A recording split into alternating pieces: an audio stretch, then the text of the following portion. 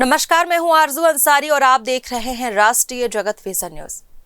छत्तीसगढ़ की सियासत में एक बार फिर बड़ा भूचाल आया है। पूर्व मुख्यमंत्री भूपेश बघेल के बेटे चैतन्य बघेल को प्रवर्तन निदेशालय यानी ईडी ने गिरफ्तार कर लिया है।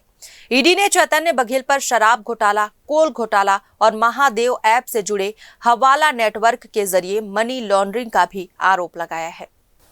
छत्तीसगढ़ में ईडी की सबसे बड़ी कार्रवाई और सीधे निशाने पर हैं पूर्व मुख्यमंत्री भूपेश बघेल के बेटे चैतन्य बघेल।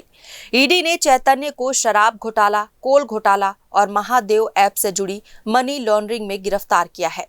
शुक्रवार को उन्हें रायपुर कोर्ट में पेश किया गया, जहां से उन्हें 5 दिन की रिमांड मिली।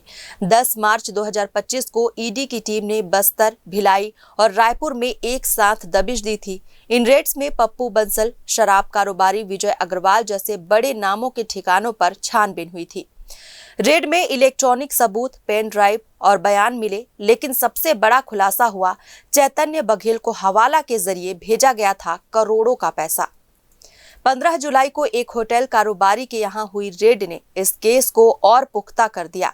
ईडी को पता चला कि यही कारोबारी महादेव ऐप के खजांची की शादी में शामिल हुआ था और उसने चैतन्य बघेल के लिंक की जानकारी भी दी थी। ईडी के मुताबिक ये पैसा अलग अलग राज्यों में इन्वेस्ट भी करवाया गया।